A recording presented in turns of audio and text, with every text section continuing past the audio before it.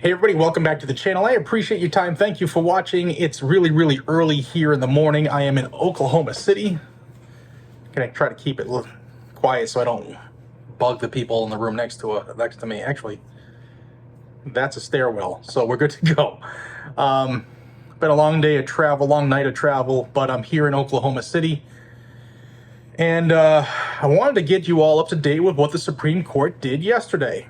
I have talked with Cody Wisniewski of FPC's legal team, and I wanted to get you guys caught up because a lot of people are upset, a lot of people are angry, pissed, rightfully so, but I wanted to give you an idea of where we are right now because it gets confusing, a lot of back and forth. It's been to the Supreme Court a couple times, it's been kicked back now a couple times, and I want to get everybody on the same boat, rowing in the same direction with this. This is Vanderstock v. Garland. This is the Frames and Receivers case, Firearms Policy Coalition's case in the Fifth Circuit.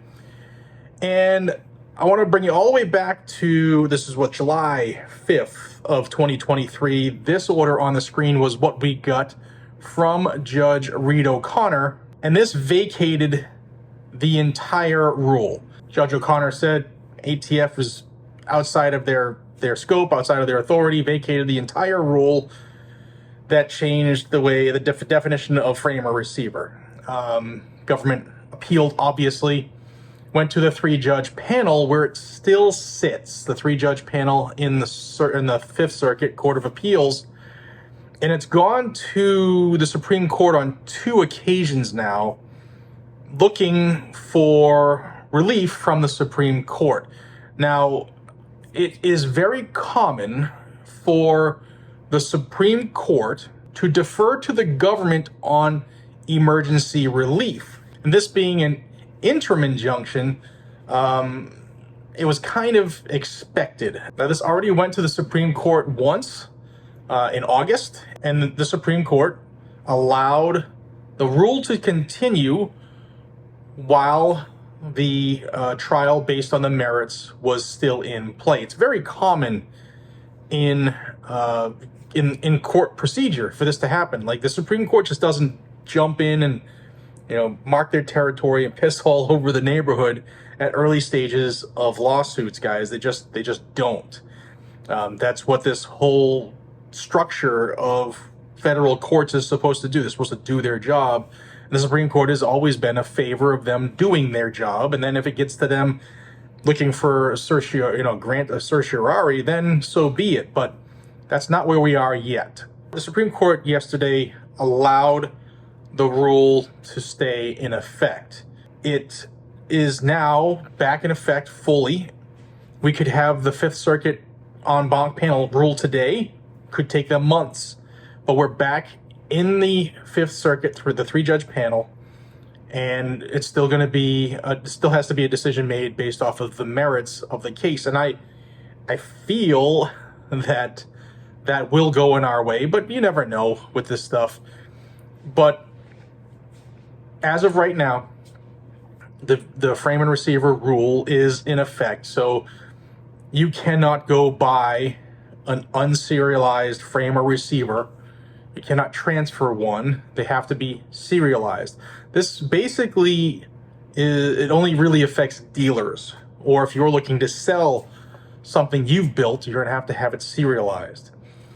So we're kind of status quo post ATF's unconstitutional definition and rule change, if that makes sense to y'all.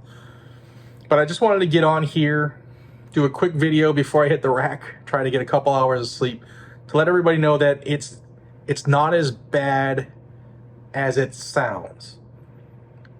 This was Defense Distributed and 80% Arms looking to have the Supreme Court stand by the injunction that was given to those 2 groups after the Supreme Court allowed the rule to go back into effect while a trial based on its merits takes place, after they got rid of the vacated ruling by Judge Reed O'Connor. There's a lot of steps, but this was actually anticipated. So it's not as bad as it seems. Yes, it sucks that the rule is in effect and it gets to continue to stay in effect.